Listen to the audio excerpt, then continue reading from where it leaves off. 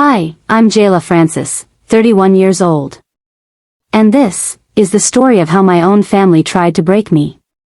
And how I made sure they'll never forget what happens when you underestimate the wrong person.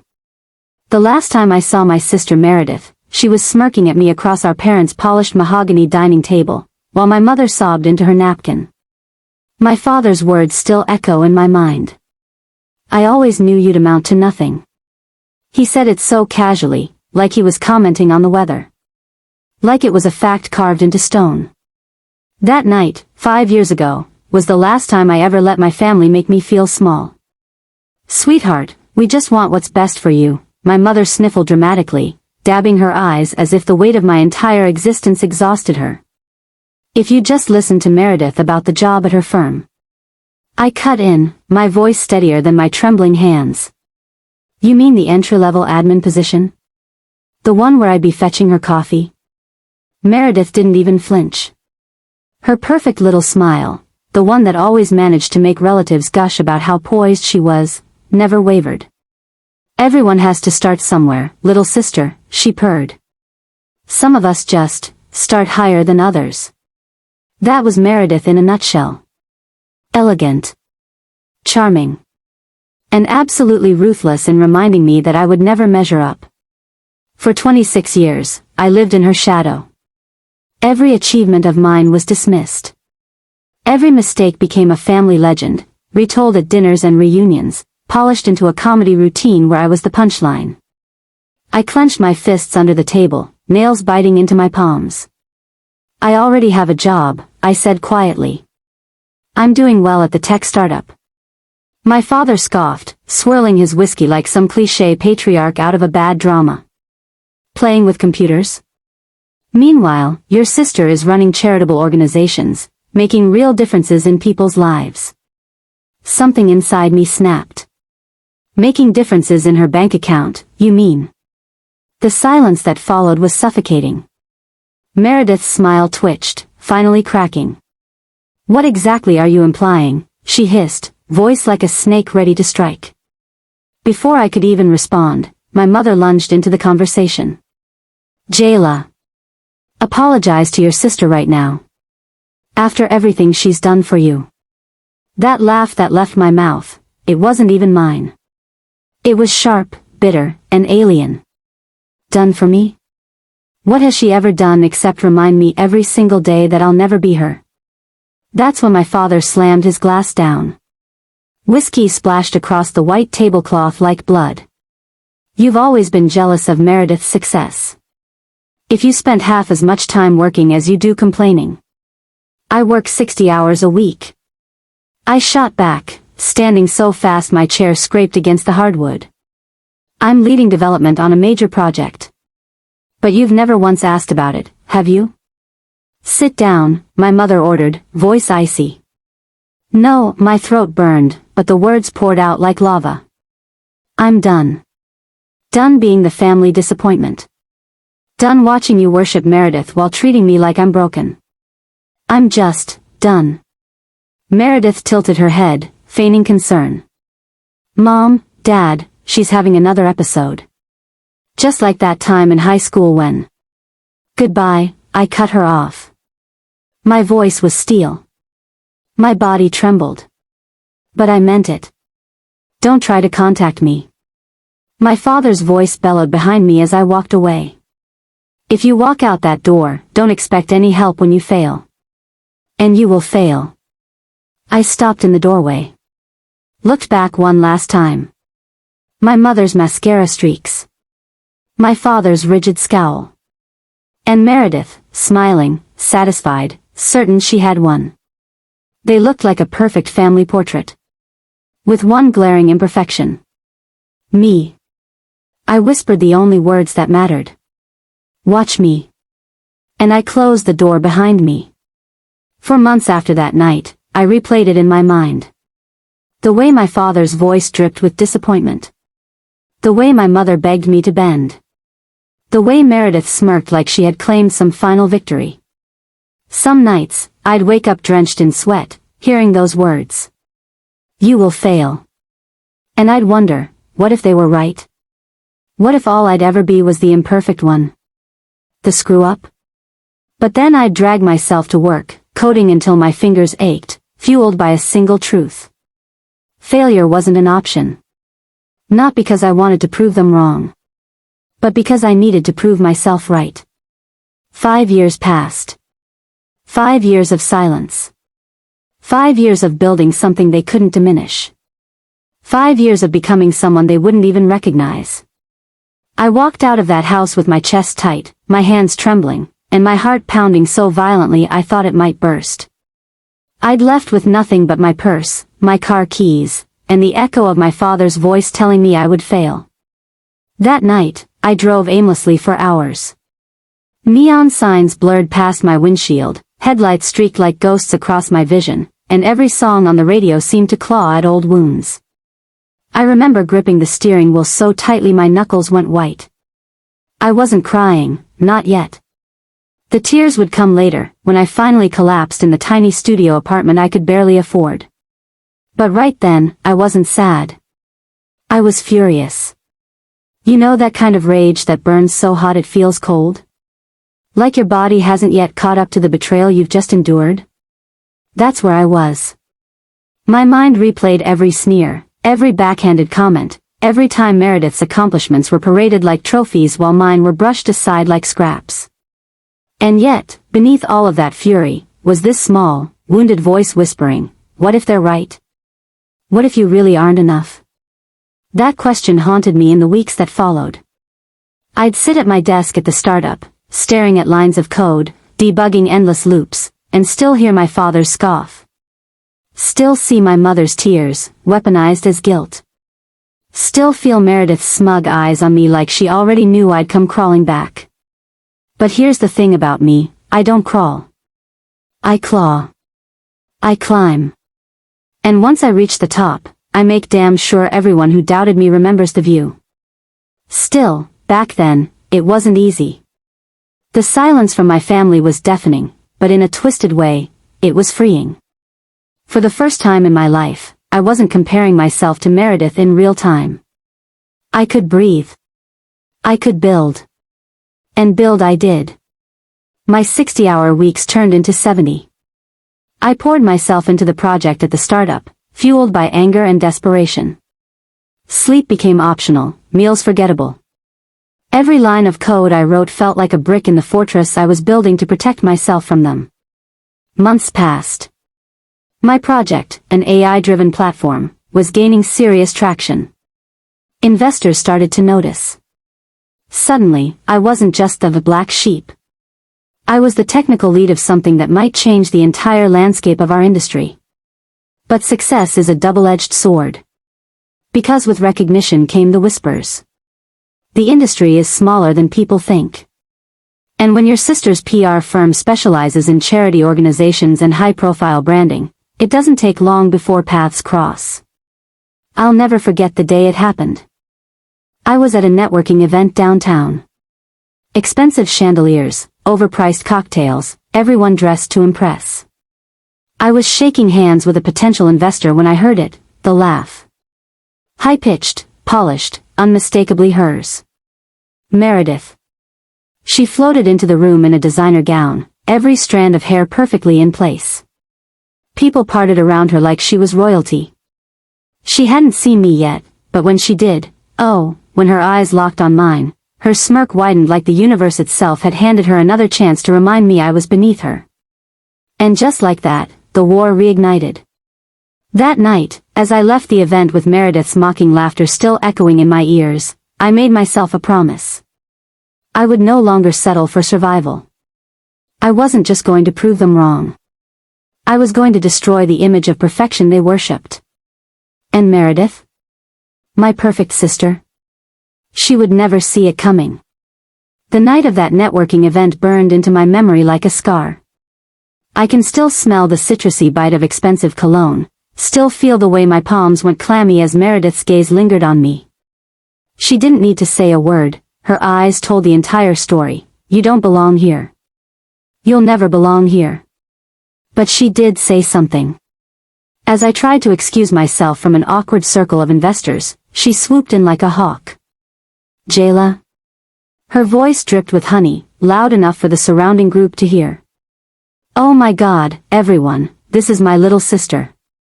She's dabbling in tech these days." Dabbling. Like I was a kid splashing in puddles while she was out building empires. I forced a smile, my chest tightening. "Actually, I'm leading development on an AI platform that's..." "Oh, isn't that adorable?" She cut me off with a laugh, tilting her champagne flute. She was always the creative one in the family. My parents loved to say she lives in her own little world. The investors chuckled politely, their eyes darting between us, already writing me off as background noise. I stood there, paralyzed, every cell in my body screaming to lash out. But I didn't. Not yet. Because anger without strategy is useless. And Meredith thrived on making me react. That night, I went home with my jaw aching from clenching it so hard. I curled up on the couch in my studio apartment, still in my dress, mascara smudged, staring at the ceiling until dawn. My mind raced with every possible insult I could have thrown back at her, every clever line I didn't say. But none of them mattered. Because words weren't enough anymore. The real damage came weeks later. I noticed it first in small ways, an investor backing out at the last minute, a partnership deal suddenly going cold. My boss started questioning me about rumors I'd never heard before, whispers that my project wasn't secure, that I lacked leadership skills, that I had a history of instability. And then it clicked. Meredith. Her firm specialized in shaping narratives, in building spotless reputations, or demolishing them. And now, she was turning her arsenal on me. At first, I thought maybe I was paranoid. But paranoia doesn't explain why one of my biggest potential investors casually mentioned my family troubles over coffee. Or why another hinted that I might not be reliable under pressure. That was Meredith's language. Her fingerprints. I can't explain the feeling of watching years of backbreaking work unravel in front of your eyes, because of one person's vendetta. It was like drowning in slow motion. Nights blurred into mornings. I stopped sleeping, replaying every conversation, every setback. I started doubting myself again, just like when I was a kid. Maybe I was unstable. Maybe I wasn't cut out for this. But then, just when I was ready to break, something unexpected happened. One night, after a 14-hour day of coding and crisis management, I sat alone in the office, staring at the glowing monitor. My inbox was filled with rejections, my phone silent. I felt hollow, like a shell of myself. And then a message popped up. From an unknown number. She did the same thing to me. I froze. My pulse spiked as I read it again. She did the same thing to me. Attached was a screenshot, an email chain from years ago, Meredith's name plastered across the top. She had sabotaged someone else too, using the same tactics. Lies. Rumors. Image control. That was the moment something in me snapped back into place. Not the old insecurity. Not the fear. The rage. For the first time, I realized this wasn't just about me being the lesser sister. This was about Meredith being a predator. And predators don't stop until someone forces them to. That night, I made a vow. I wasn't going to beg for respect. I wasn't going to play defense while she burned everything I built. I was going to fight back. And I wasn't just going to wound her. I was going to end her. The question was, how? Meredith had resources, connections, money. But what she didn't know was that I had something far more dangerous, patience. And in the quiet of that office, staring at the evidence of her corruption, the blueprint for my revenge began to form. The message, the one that said, she did the same thing to me, didn't come with a name. Just a number, a screenshot, and silence. But it was enough to light a fire in me. For days, I couldn't focus on anything else. Every time I stared at my screen at work, all I could see was Meredith's smug smile. All I could hear was her voice, honey sweet on the outside, venom on the inside. I texted the number back. Who are you? Hours passed. No reply. I tried again the next day. Please. I need to know. Still nothing. For nearly a week, it was radio silence. Until finally, one evening, when I was sitting in a darkened office, the hum of servers the only sound, I got a response. Let's meet. Tomorrow. 7 p.m. Café Lorraine. I almost didn't go. For all I knew, it was a trap. Maybe Meredith had found a way to mess with me further. But curiosity, and desperation, won out. Café Lorraine was a small, dimly lit spot tucked into the corner of downtown. When I walked in, my heart was pounding so hard I thought people could see it through my chest. I scanned the tables, looking for someone familiar. And then I saw her. A woman in her mid-30s, sharp suit, sharper eyes. She waved me over. You must be Jayla, she said, her voice low, deliberate. Yeah, I managed, sliding into the chair. And you are? Cassandra. I used to work with your sister. The name alone carried weight. She didn't need to explain further, I could see it in the way her jaw tightened when she said your sister. We talked for over 2 hours. Cassandra told me everything. How she had once been a rising star at a nonprofit Meredith's firm represented. How she'd trusted Meredith with her image, her career, her future. And how, when Cassandra refused to bend to one of Meredith's suggestions, everything crumbled overnight. Rumors spread. Donors pulled out. Her reputation? Gone. She thrives on control, Cassandra said, eyes narrowing. She destroys anyone who won't play her game. And she's careful, never leaves a paper trail. But she's not as untouchable as she thinks. My chest tightened. So why tell me? Because I saw what she did to you. And because I want her to burn just as much as you do. That was the moment I stopped feeling alone. For the first time in my life, it wasn't just me against Meredith. I had an ally. Someone who knew her tactics. Someone who had already survived her storm. And together, we started planning. At first, the plan was simple, gather evidence. Meredith's power came from perception. She was the golden child, the flawless PR queen. If we could expose the cracks, everything she'd built would collapse. But exposing her wasn't going to be easy. She controlled narratives for a living. To beat her, I had to be smarter. Quieter. More patient than I had ever been. Cassandra and I started small. We tracked her movements on social media, every event, every client, every photo she posted to maintain her perfect image. We cross-referenced her calendar with the firms she worked with. I even coded a script to scrape mentions of her name across professional boards, trying to piece together a map of her network. And slowly, patterns began to emerge. Meredith liked shortcuts.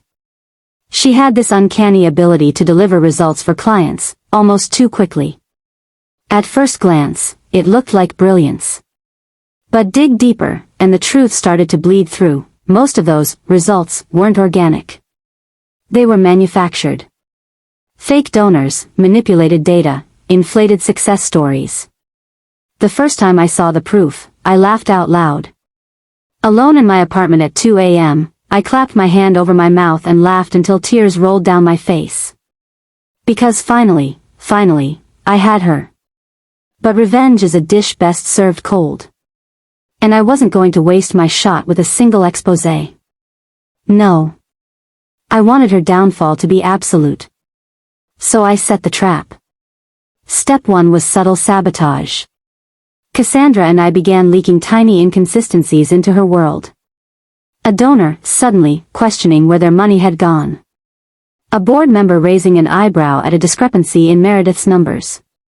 Nothing catastrophic, yet. Just enough to make her sweat.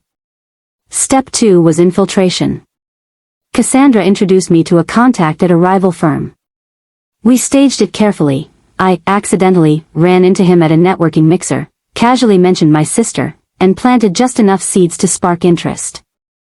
Within weeks, I was feeding that firm quiet tips, anonymously, of course, about Meredith's questionable practices. And step 3? That was the masterpiece. Because while Meredith was busy putting out small fires, I was building a bonfire. I compiled every shred of evidence, emails, financial discrepancies, falsified reports. Cassandra helped connect me with others Meredith had burned. We were a secret society of her casualties, united by one goal, her destruction. But here's the thing about revenge, it requires patience. Every day, I had to bite my tongue. Every family photo Meredith posted on Instagram made me want to scream. Every smug email signature, Meredith Francis, Director of Strategic Image Consulting, felt like a slap. But I waited. Because the longer she thought she was safe, the harder the fall would be. And deep down, I knew, when the time came, she would never see it coming. The stage was set. The evidence was ready. The players were in position. All I had to do now was pull the trigger. And when I did, it wouldn't just ruin her career. It would ruin her. When the night came, everything felt ordinary, like any other family party. Crystal chandeliers. The hum of polite conversations. The faint, syrupy smell of candles and perfume. The county club ballroom glittered with relatives in their Sunday best, pockets full of opinions and mouths full of sympathy for the woman they thought they knew. Meredith had chosen the timing carefully, right after Grandma's cake, when everyone would be leaning in, when cameras would be turned on, when she could stand in the center of the room and be the only focus. She wanted an audience. She wanted spectacle. She wanted to watch me burn under the collective gaze. I walked into that ballroom wearing the navy suit Grandma had advised me to wear. It fit perfectly. It made me feel like a version of myself I hadn't known I could be, calm, composed, unassailable. My heels clicked on the hardwood like a metronome counting down the seconds to the reveal. It was eerie how the room froze. Conversations stuttered and stopped. I could feel dozens of eyes mapping me, placing me into the same box they always had, needy, dramatic, inefficient. Some faces betrayed the old habit of pity. Some betrayed surprise. But none of them had the right to pity me anymore. Meredith was by the cake table, her smile already assembled, the stack of papers she'd planned to brandish sitting in a manila envelope on the podium. She caught my eye and the smile faltered, not because she had any moral misgiving, but because she felt the hunt close. Predators sense shifts in the prey, they know when escape becomes unlikely. Time for the special presentation, she announced, practiced and primed. She didn't even try to disguise the venom. She loved that line, special presentation. As if her theatrics were charity. Grandma, in her place of honor, signaled for quiet. Meredith began, voices amplified by the microphone and the weight of the room's attention. She talked about deceit, about trust, about family obligations. She built the narrative like a surgeon setting a trap, layer by layer. I sat back and drank her words like a spectator at a play. Then she pulled out the first photo. A glossy, grainy shot of me entering my office building. She held it up like a talisman. "See," she said. "There she is. Fake success. Fake life. We paid for the truth." A murmur rolled through the crowd, sympathetic on cue. She thought it would be the crescendo. She was wrong. Meredith hadn't realized Fletcher's report contained 2 sections, one intended for her, proof of the life she assumed I'd fabricated, and one Fletcher had slipped to me, the one he hadn't meant to hand her but had included in his folder for reasons of his own. And in that second section, every line was calibrated to land like a hammer. When Meredith reached the part where she believed she would humiliate me, she began to read aloud from what she thought were her own notes. But instead of scandalous incriminating evidence of me, the pages in her hand described transfers, dates, payees, lines of money moving from account to account, disguised as program expenses. Charity funds routed into personal accounts. Luxury purchases labeled as operational costs. The camera lights caught the exact second color drained from her face. The silence that followed was not the quiet of a stunned room but the kind that carries the rustle of a turning page that can no longer be unread. "Wait," Meredith stammered. Her hands shook like she was cold. That's not mine. That can't be. Grandma's voice, always the sharpest instrument in the room, cut through like a scalpel. Read it, she said, not looking surprised at all. And so Meredith read. She read the bank statements. She read the transfers. She read about funds that should have gone to children but sustained vacations and private dinners instead. A dozen faces shifted from curiosity to nausea. My mother's makeup streaked into something very much like shame. My father's jaw trembled. When Meredith tried to argue, to say the pages were mixed up, Fletcher stepped forward from the back of the room, because of course he had to. The man who made his living watching people unravel came to the podium with the slow, professional gait of truth itself. Those documents were in the file you gave me, Fletcher said, voice flat as a stone. I was hired to investigate Ms. Jayla Francis. I found the things she expected you to find. But I also found this. He waved another folder, the one with the charity audit. And I misfiled it among your documents. It was poetic in a way I almost admired. Meredith, who had built a career on manipulating perception, had accidentally handed me the rope with which she would be hung. She tried again, fury now lacing her voice. This is a trick, she said. Someone's planted this. It's not true. A relative at the table spoke up, voice small and incredulous. Meredith, are you saying you'd steal from the charity? From sick children? Her response was a flat denial that snapped like paper. No. I would never. Then explain these transfers, someone called. Explain these invoices. She floundered. In the crowd, relatives who had once nodded at every pronouncement of hers now squinted at the documents, reading numbers with faces that turned from trust to calculation. People found that their memory had never actually been blind, it only had been curated. And then the police arrived. I still remember how mundane it all felt, two detectives in navy suits stepping through the ballroom, badges out, the sound of shoes on polished wood echoing louder than any speech. Fletcher was already in motion, he had been building a case for weeks. He had the audacity to announce, calmly, that he had been required by law to report the charity fraud once he discovered it. He folded his hands and handed a copy of the investigation to one of the officers. You're under arrest, Meredith Francis, the detective said, voice professional and detached. My mother began to sob, but this time her sobs sounded less like a practiced aria and more like a person drowning in consequence. My father stood incredulous, like a man seeing his house of ideals collapsing not with a crash but a sickening, slow tilt. Meredith's face was a terrible landscape of disbelief. She tried to sprint, an animal cornered by its own bad choices, but the officers were faster. They placed her in handcuffs in the corridor. Her shoes scuffed the marble like final punctuation.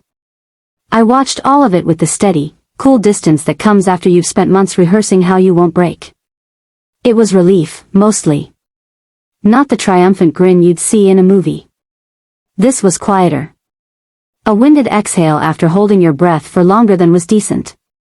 The party exploded into chaos. Half of the relatives rushed the exits. Others clustered around tables, cell phones in hand, reliving every slam and remark. My mother kept asking, why, Jayla? Why would you? And I wanted to tell her the truth. I didn't do this to hurt you. I did it because you stood idle while she built herself on other people's suffering. But instead I sat down beside Grandma, who had never, at any time, looked surprised. Well, she asked, her voice a dry match. Is it what you wanted?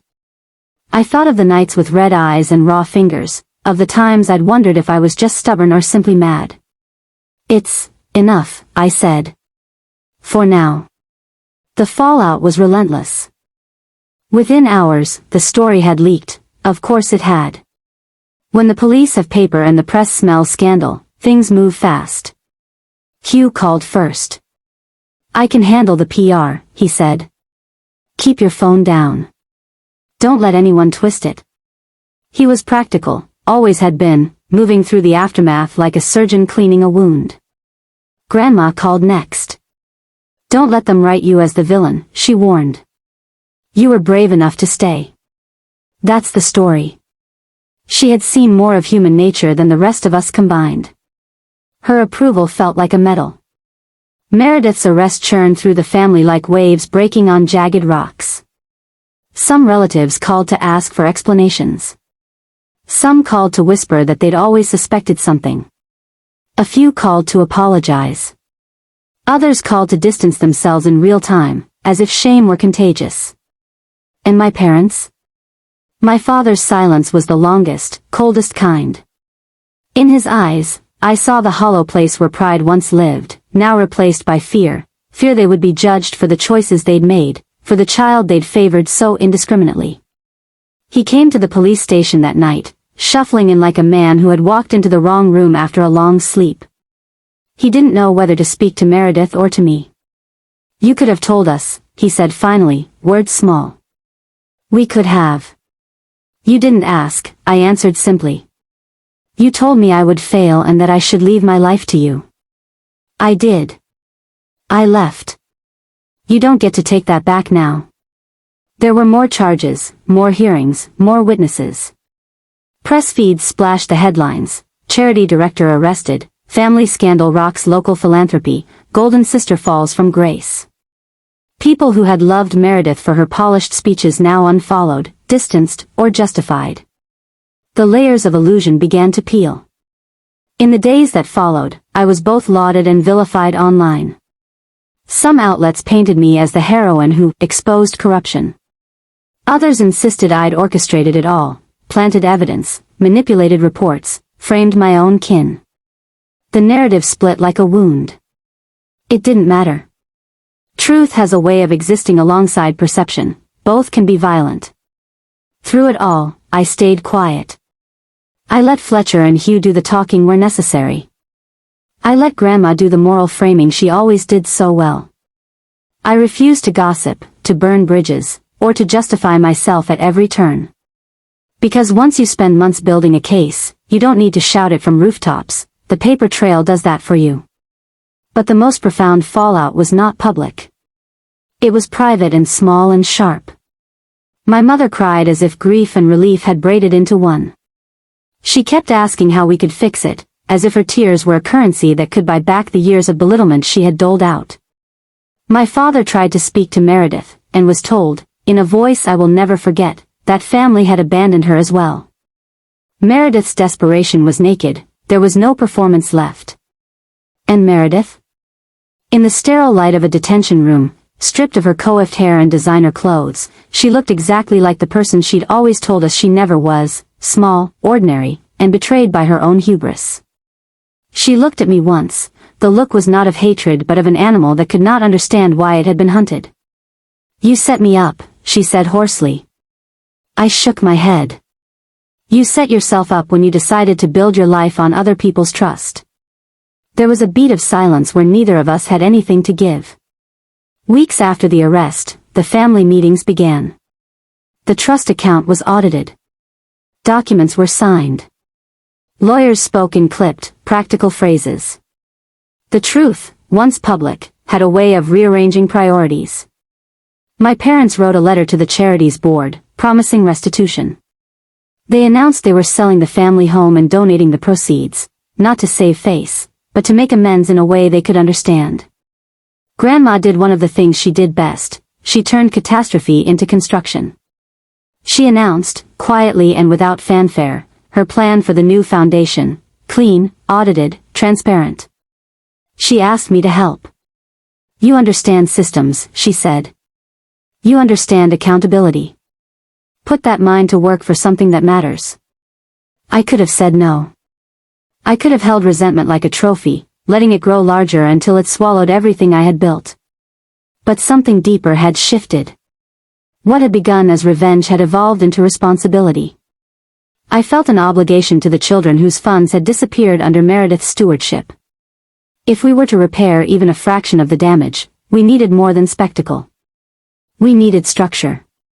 So I agreed. Not for them. Not for Meredith.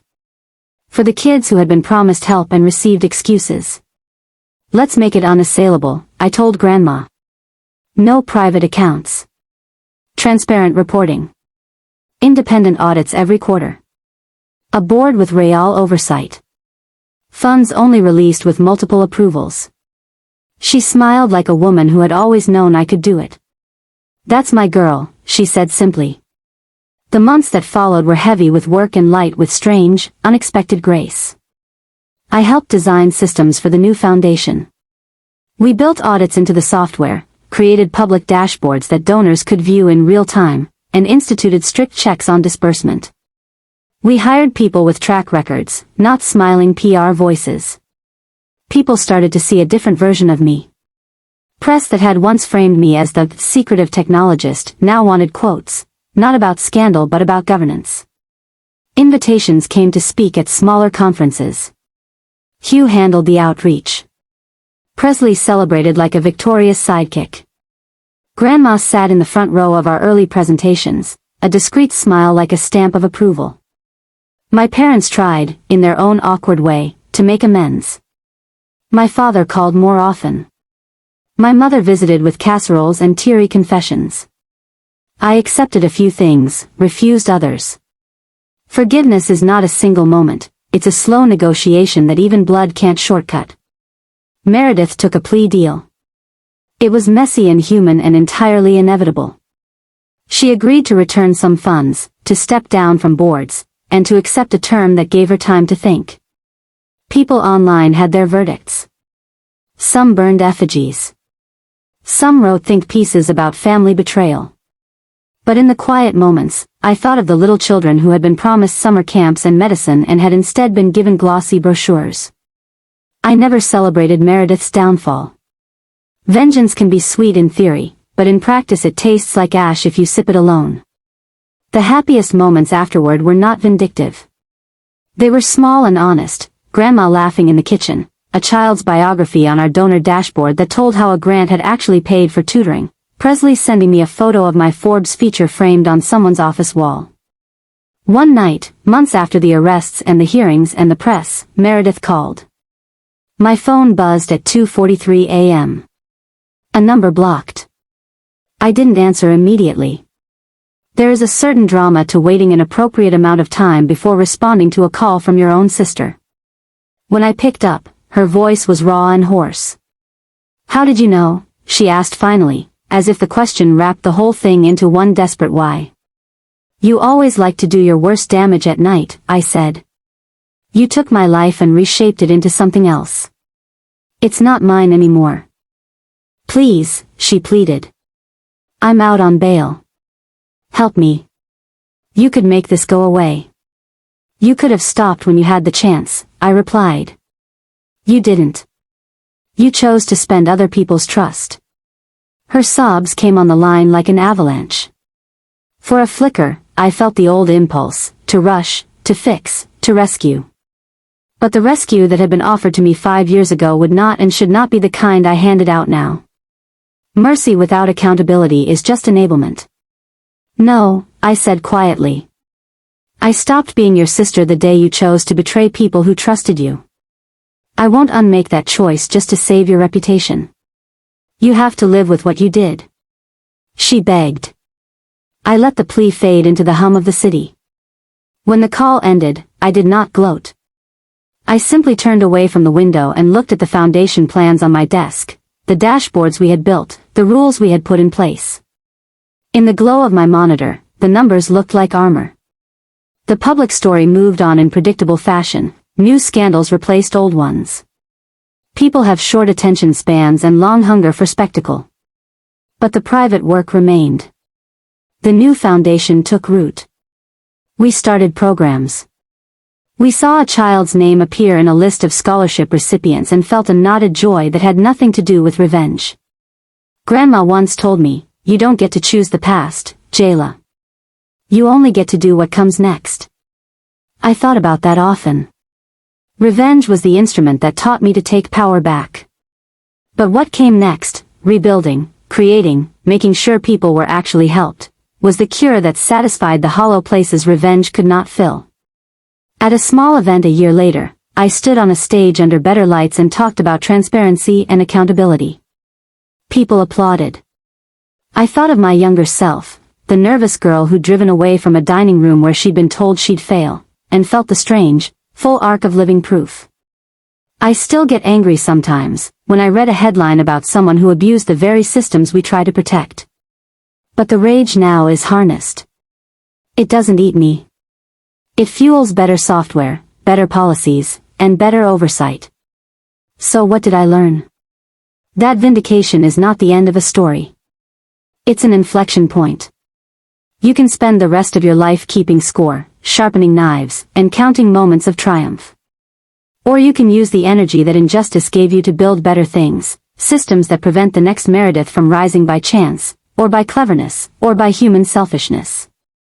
I chose to build. And sometimes, if I'm honest, the quietest satisfaction is not watching your enemy fall, but watching the people she hurt stand up again. That is the kind of victory that doesn't echo in headlines but hums in classrooms and small clinics and children's lunches. There was no cinematic mic drop at the end of this. No vindictive monologue shouted across a city square. The end was bureaucratic and slow and perfectly human, memos and audits, pleading and restitution, a courtroom where facts were presented and a woman who had once weaponized trust found herself facing the consequences. The part that mattered most wasn't the arrest. It was what we did afterward, the transparency dashboards, the independent audits, the scholarships that actually changed children's lives. Justice without repair feels hollow. Repair without truth runs the risk of repeating the same mistakes. We needed both. And for me, I found a kind of peace. Not the naive, fairy tale forgiveness that erases harm. But a practical peace, found in long nights building systems, in listening to stories from people who had been helped, in the steady, honest work of making sure promises were kept. I am not the woman my family wanted me to be. I am more complicated than that now, harder around the edges and softer where it counts. I am not brittle, I am tempered. And I am free. If you stayed with me this far, thank you. If this story struck a chord, hit like, subscribe, and tell me in the comments, have you ever been underestimated by someone you loved? I read every message, and I'll share the most moving ones in a follow-up video. Don't forget to ring the bell so you don't miss it. I'm Jayla Francis. Remember, sometimes the person who looks like the victim is quietly the one building the engine of their own justice. Be patient. Be smart. And when it's time, let the TR.